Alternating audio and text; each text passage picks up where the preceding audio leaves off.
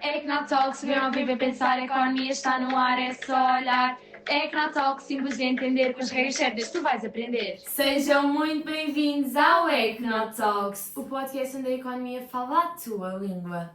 Hoje vamos fazer-vos uma explicação detalhada sobre aquilo que saiu no Exame Nacional de Economia neste ano. Vamos explicar tudo, tintim por tintim, e traduzir para a linguagem humana aquilo que está escrito nos critérios de correção. Exatamente. Vamos então começar? Exato. Primeiro, temos uma questão de escolha múltipla. Queres ver? Sim. Em 2024, num determinado país, as famílias e as empresas não financeiras efetuaram as operações seguintes. 1. As famílias adquiriram habitação própria perto do local de trabalho. 2. As famílias adquiriram bilhetes de avião para as férias. 3. As empresas não financeiras adquiriram novos equipamentos para as linhas de montagem de bicicletas. Seleciona a opção que identifica corretamente as afirmações relativas, respectivamente, a um investimento e a um consumo final. Aqui, parte mais importante a reter. Eu preciso de selecionar a afirmação que identifica o investimento e o consumo final. Então o que é que eu vou fazer? Vou ver nas três o que é o quê. As famílias adquiriram uma habitação própria perto do local de trabalho. Isto é considerado um investimento das famílias. As famílias adquirem bilhetes de avião para as férias. Consumo final. Claramente não é um investimento. Por fim, as empresas não financeiras adquiriram novos equipamentos para as linhas de montagem de bicicletas. Investimento. Ok, então vamos ver. Investimento a 1, está certo. Consumo final a 3, está errado. Depois, B, 2 investimento, está errado. C, 3 investimento, 2 consumo final, está certo, é a C. Pronto, vamos só conferir a D. 2 investimento, está errado. Ou seja, a 1 já está. Para referência, nós estamos a utilizar a versão 1 do exame de 2025. Então, vamos passar agora a 2. No processo de integração económica, as formas de integração designadas por União Aduaneira e por Mercado Comum apresentam como características comuns, entre outras, a existência de... Vamos ver a linha. Na A, refere liberdade de circulação de serviço entre Estados-membros.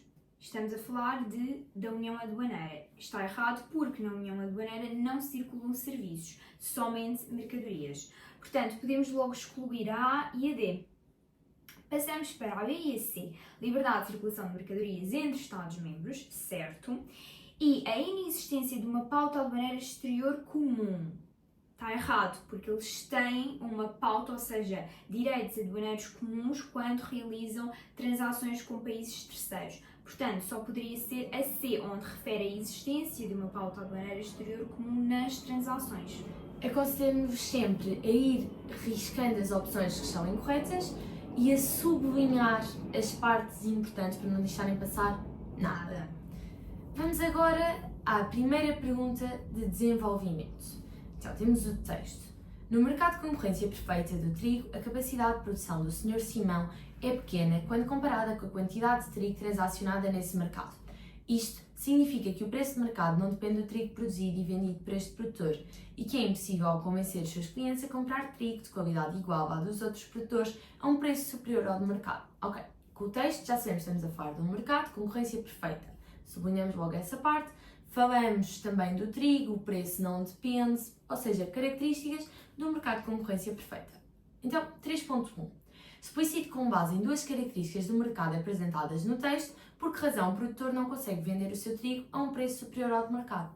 Pronto, vimos ao texto e vimos aqui ver. Significa a quantidade, ok, a produção do Sr. Simão é pequena comparada com a quantidade de trigo total transacionada. Também nos diz aqui que existem outros produtores, ou seja, podemos falar da atomicidade do mercado. Existem inúmeros produtores e inúmeros compradores, ou seja, ninguém tem a capacidade de influenciar em si o preço do mercado. Aqui aconselho também a retirarem expressões entre aspas para saberem que se estão a basear no texto. E depois também, como pedem duas características e falar desse mesmo mercado, podem colocar tipo tracinhos, que isso ajuda ao professor corretor. O segundo ponto de que podemos falar seria a homogeneidade do bem, pois nos diz que aqui, por exemplo, de qualidade igual à dos outros produtores. Ou seja, todos eles produzem trigo. Igual. então não vale a pena, não compensa estar a aumentar o preço, pois existe a concorrência e podem ir comprar o mesmo trigo mais barato. Exatamente. Falando agora do último ponto que Sim. está nos critérios, a transparência de mercado, ou seja, toda a gente sabe aquilo que é comercializado e os seus preços, ou seja, é impossível para alguém tentar esconder, digamos assim. Passamos então à 3.2, uma das perguntas opcionais. No mercado de concorrência perfeita do trigo, a curva da procura caracteriza-se pelo facto de a redução do preço do bem provocar o aumento da quantidade procurada desse bem, e a curva da oferta caracteriza-se pelo facto de a redução do preço do bem provocar a redução da quantidade oferecida desse bem. Considere que, num determinado momento, o mercado do trigo estava em equilíbrio e que a ocorrência de fortes chuvadas destruiu parte da produção de trigo, provocando a redução da oferta. Selecione a opção que traduz corretamente as alterações no mercado do trigo na sequência da redução da oferta, considerando-se o do resto constante. Portanto, à partida, se nós temos menos produto, o preço vai ter que aumentar.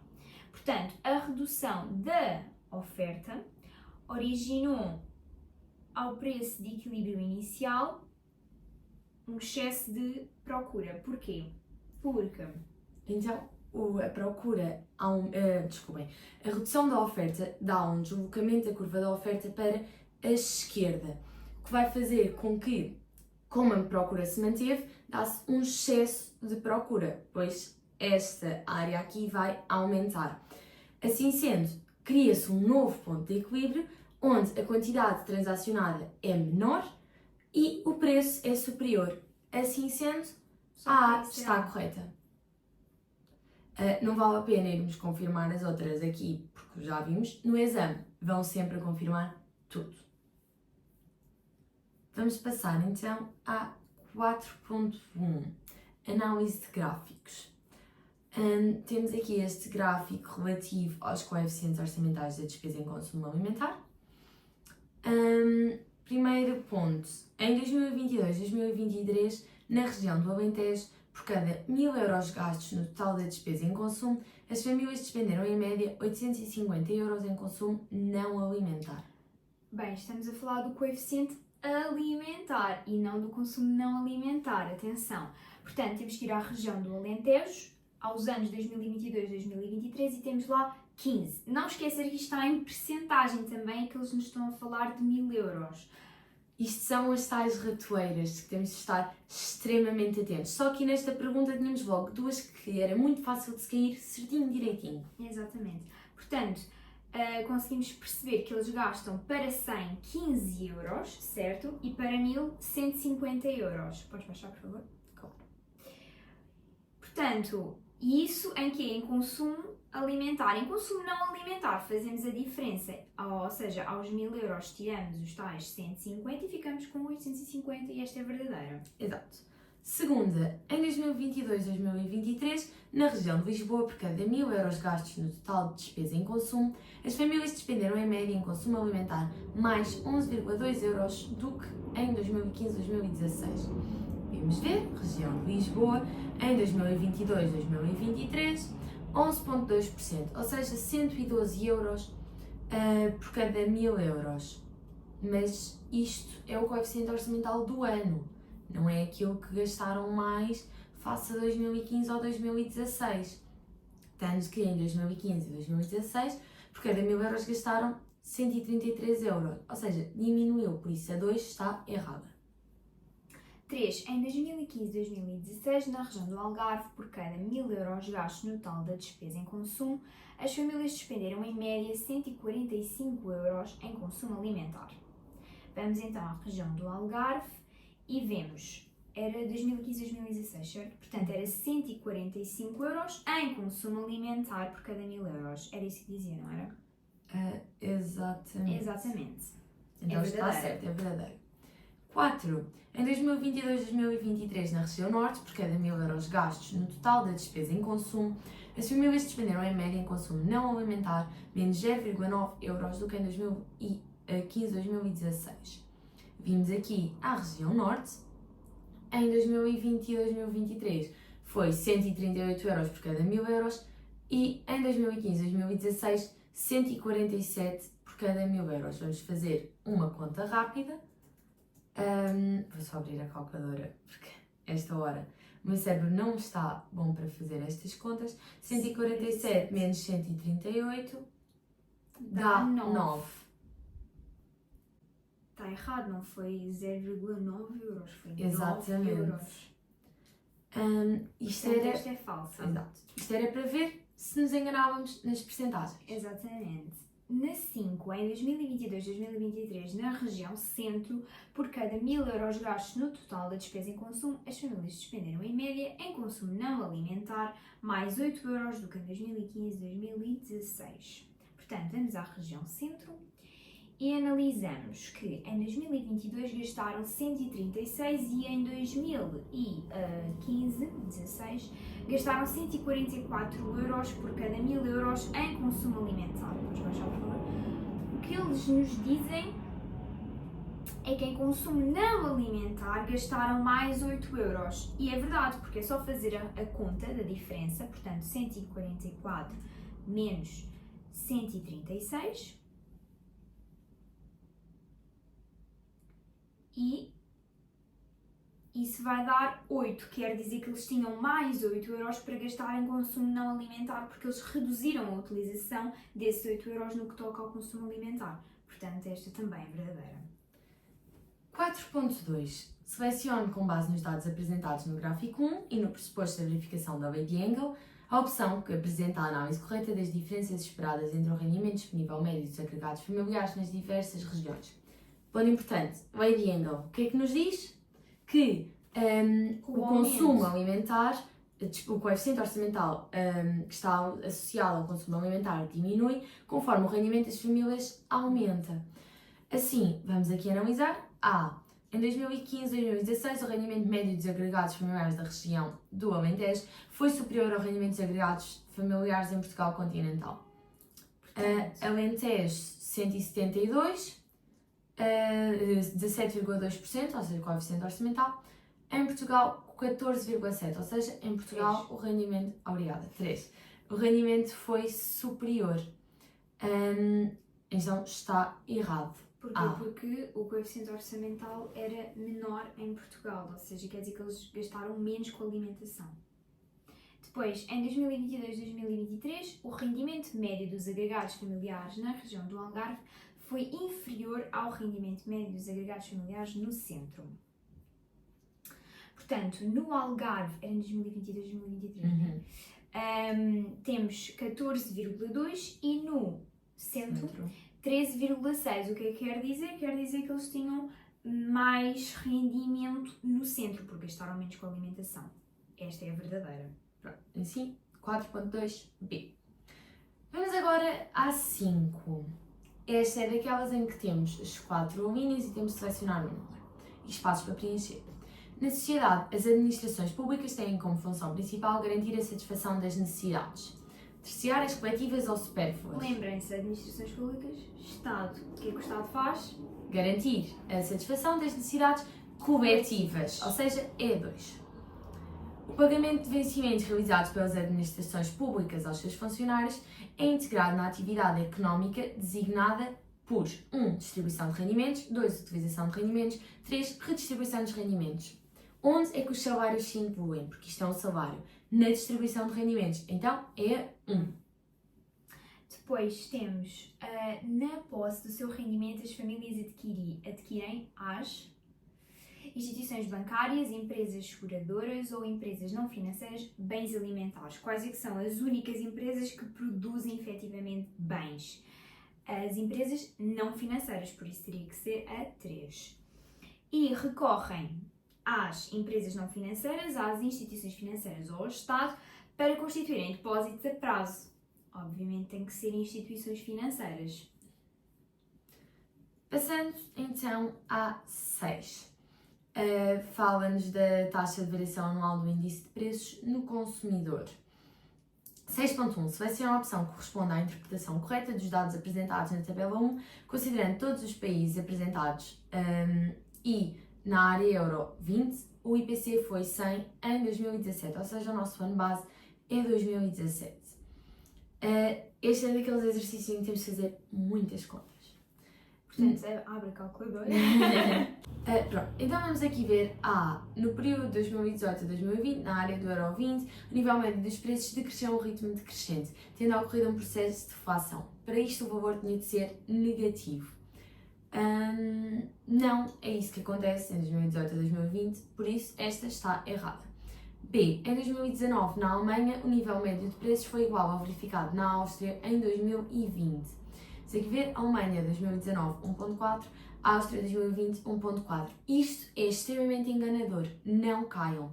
Apesar do valor ser igual, isto significa simplesmente aquilo que aumentou, a taxa de variação, não o valor que é em si. Ou seja, na Áustria aumentou este valor em 2020. Na Alemanha aumentou este valor em 2019, ou seja, o valor é diferente. C. Em 2023, em Portugal, o nível médio de preços foi inferior ao verificado em 2022. Vimos a Portugal, 2023, lembrem-se, uma taxa de variação é sempre face ao ano anterior, temos 5.3. Não é inferior, aumentou 5.3 face a 2022. Os preços continuam sempre a aumentar, apesar de terem aumentado, digamos, menos que no ano anterior. É uma desinflação. Por fim, D. No período de 2018 a 2021, em Malta, o nível médio de preços cresceu a um ritmo decrescente, tendo ocorrido um processo de desinflação. Vimos a Malta, 2018 a 2021, ou seja, está sempre a aumentar com valores positivos, no entanto, este aumento é decrescente, dá-se a tal desinflação que estávamos a falar. A D está certa. Aqui acho que vamos ter que fazer contas, portanto, considere que a composição do cabaz de compras nos países apresentados na tabela 1 não se alterou no período de 2018 a 2023 e que em 2021 o valor do cabaz de compras representativo do consumo anual médio de uma família alemã foi 20.000 euros. Com base na situação descrita e nos dados apresentados na tabela 1, podemos afirmar que o valor do cabaz de compras da referida família alemã em 2023 foi aproximadamente um determinado valor. Portanto, temos que ir à Alemanha. Quais é que eram os anos mesmo? 2021 é o nosso ano base. Portanto, é 100 o IPC. É o nosso ano base, por isso temos de ir fazer daí para a frente, como a taxa de variação é sempre com base no ano anterior, utilizamos 8.7 como taxa de variação, é igual ao valor do ano final, que é o 2022, que é o nosso X, que queremos descobrir agora, menos os 20.000 euros do ano inicial, do ano 2021, sobre os 20.000 euros vezes 100. Isto vai-nos dar um determinado valor, que eu ainda não fiz, mas eu acho que não vale muito a pena estarmos a perder tempo, acompanhem só o nosso raciocínio. E depois, com esse valor que nos deu, vamos refazer o cálculo só com o ano 2023. Taxa de variação 6 é igual ao valor final, 2023, que neste caso vai ser o nosso X, menos o valor que nos deu no cálculo anterior, sobre o valor que nos deu no cálculo anterior, vezes 100. Calculamos e o resultado final vai ser 23.044 euros. Resposta B. Se depois não conseguirem perceber isto, mandem-nos mensagem que nós fazemos o cálculo direitinho. E mandamos fora. Exatamente. Então, temos agora um texto. Não vale a pena estarmos a ler o texto. Texto enorme. Ok, aqui é aquele exercício das medidas, não é? Portanto, considere que é vereador de uma Câmara Municipal de uma região com problemas de despovoamento e de baixo rendimento por habitante, face ao valor médio do país, e que tem de apresentar medidas que possibilitem a concretização dos objetivos. O objetivo A é atrair empresas para o município, o B é melhorar a oferta de serviços prestados às famílias pelo município. Portanto, de acordo com o objetivo selecionado, apresento as medidas explicando de que modo contribuem para o reforço da coesão económica e social. Eu falo por mim, no meu exame, eu escolhi a A. Eu também escolhi A. Pronto. Aqui escolham sempre aquela que é mais fácil. Que vos parece mais fácil. E que conseguem ter mais para falar sobre. O que é que tu escreveste? Quais é que foram as tuas medidas? Não te lembras? Não me lembro. Olha, eu, por acaso, utilizei uma que estava aqui nos critérios. Já sei. Eu utilizei a dos parques industriais. Porquê? Também não sei isso. Aulas de geografia.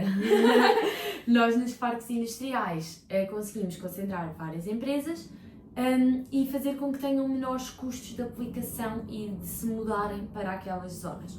O que vai ser extremamente atrativo para as mesmas deslocarem-se para o interior, onde já têm esses parques feitos e onde é muito mais fácil de se estabelecerem, pois têm menores custos iniciais. Exatamente. Acho que é Olha, eu basicamente escolhi o terceiro ponto, que era a redução dos impostos, ao facilitar a criação de empresas, que vai fazer aumentar a oferta de emprego. Eu também utilizei essa diminuição do IRC para conseguirem diminuir os custos e fixarem-se. Exatamente. Depois podemos já explicar também o segundo ponto, que é a criação de novas infraestruturas de transportes. Ao facilitar a criação de empresas ou atrair empresas, aumentará a oferta de emprego, contribuindo para aumentar o rendimento das pessoas. Portanto, aqui basicamente é com criação de mais transporte, as empresas vão ter mais forma de levar os seus produtos e trazer matéria-prima, basicamente. Exatamente. E elas vão acabar por si. Vamos só então explicar como é que as nossas medidas, como é que a fixação de empresas leva então ao desenvolvimento da região e contribui para o reforço da coesão económica e social. Como sabemos, há divergências entre o interior e o litoral. No entanto, se empresas se fixarem no interior, vai fazer com que haja mais produção, se gere mais riqueza, mais emprego. Emprego significa o quê? Fixação de população. Fixação de população vai levar à criação de novos serviços. Isto é sempre um ciclo. Ou seja, vai contribuir efetivamente para reduzir estas desigualdades, pois vai haver mais pessoas no interior, mais atividade económica e vai ficar tudo um pouco mais equilibrado. Exatamente. Como a Carolina disse, pegamos num assunto e vamos fazendo um seguimento. Portanto, arranjamos consequências, com consequências, com consequências. Assim, garantimos os nossos 10 pontos. Exato, que está tudo lá, garantimos isso. Passamos então para a 8, que também é um texto. Este aqui é pequenino, devemos ler. Para fabricar um comboio de alta velocidade foram necessários investimentos consideráveis. Produzir mais 2 ou 3 TGV representa um custo total adicional menor e altera o custo de fabrico unitário, pois as despesas permanentes são diluídas. Fabricar 500 TGV fará baixar o custo unitário ainda mais. Este fenómeno explica o interesse económico das aquisições de algumas empresas por outras, aproximando o mercado e o monopólio. Portanto, explícito com base no texto por que razão produzir mais faz descer o custo de fabrico unitário. Na sua resposta, comece por identificar o fenómeno que o texto se refere. Obviamente, conseguimos perceber que são economias de escala. Temos também de comparar a evolução da quantidade produzida com a evolução do custo total.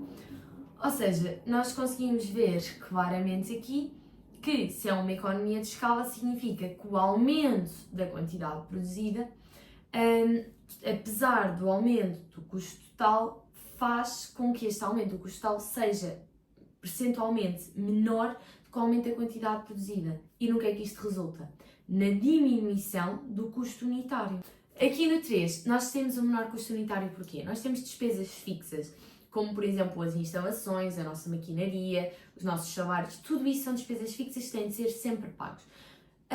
Assim, se nós aumentarmos a nossa quantidade produzida, esses custos fixos ou essas despesas permanentes, como é utilizado no texto, vão ser diluídas, vão ser repartidas pelas maiores quantidades, que faz com que o seu custo diminua. Aqui até podem vir aqui ao texto e retirar a expressão mesmo. As despesas permanentes são diluídas. Sim, retirem sempre expressões. É extremamente importante.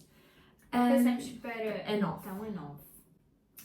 Com base nos dados apresentados na tabela 2, em 2022, em Portugal, o valor do excedente bruto de exploração ao rendimento misto, calculado a preços correntes, foi. Portanto, vamos aqui a 2022 e primeiro, antes de mais nada, temos que calcular o PIB. Temos o PNB, que foi o primeiro valor, 239.012, e temos o saldo do rendimento primário com o resto do mundo, que é negativo, ou seja, quando nós fizermos PNB igual a PIB mais SRRM, quando passamos para o outro lado fica positivo, vai-nos dar 242.340, e depois, agora a isto, vocês sabem que o PIB, pela ótica do rendimento, é igual à remuneração dos trabalhadores mais os tais impostos líquidos de subsídios sobre a produção e importação e depois ainda aquilo que nós queremos, que é o excedente bruto de exploração.